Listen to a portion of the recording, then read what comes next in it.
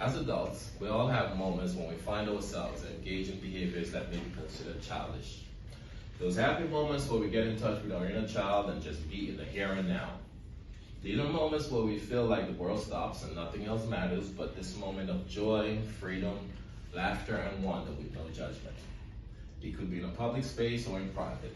Something gross like picking your nose, or something pleasant like singing in the shower or in traffic.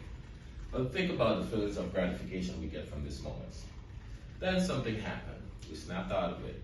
Someone interrupted our moment, or we just drew attention to ourselves and we became self-aware. And the moment is ruined.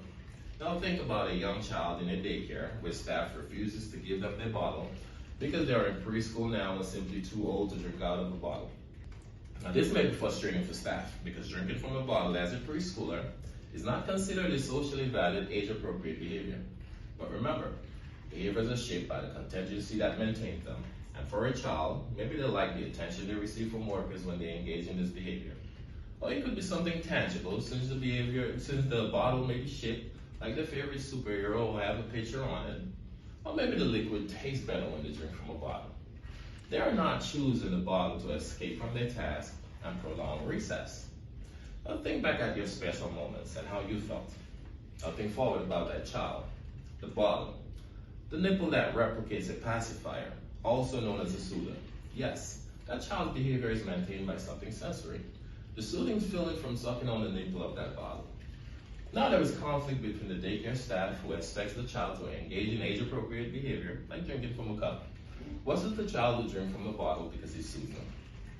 This is important because getting the child to engage in age-appropriate behavior will help them to improve pair bonding, social play, and inclusion, both inside and outside of the classroom, and also act as a behavior cause for other socially valid behavior like placing cups in the sink, washing dishes, tidying up, etc., which will ultimately improve the lives of the child, staff, and caregivers at home and in the community. Now, research shows that medical professionals recommend introducing a cup when feeding babies before 12 months old because it helps to develop their coordination, gross motor, fine motor, and language skills significantly as they grow. Now, it is crucial to use evidence-based practices built on the principles of ABA to teach new skills and to improve upon skills that's already in the child's repertoire. An excellent behavior change strategy to use in this situation is modeling. This is where the learner would observe others demonstrating skills by live, symbolic, or visual representation and imitate them. Now, we must use preference assessments to determine preferred reinforcer for the child, plus ecological and environmental assessment to be able to use what's in the environment to teach the preschooler how to use a cup while feeding on the bottle. The key to effective modeling is to first ensure that the imitated behavior is in the learner's repertoire, and to use models with characteristics that resembles the learner, for example, other students. Also use models that the learner may be considered to be heroes, or those that have maybe social prestige or status. Increasing the probability of imitation requires emphasizing on critical aspects of the stimulus, like maybe making satisfying sounds while drinking from a cup. Combining play instructions with the model's presentation can set the occasion for imitation of a specific behavior. Now, the model's presentation of the behavior should be demonstrated in an authentic, real-life context and provide the learner with multiple opportunities to respond, rehearse, and give feedback. Now, we must be sure to continuously reinforce the target behavior, plus give praises to them, and then fade to an intermittent scheduled reinforcement. You fade that out gradually, and be sure to place drinking from a bottle on extension, which means you do not reinforce.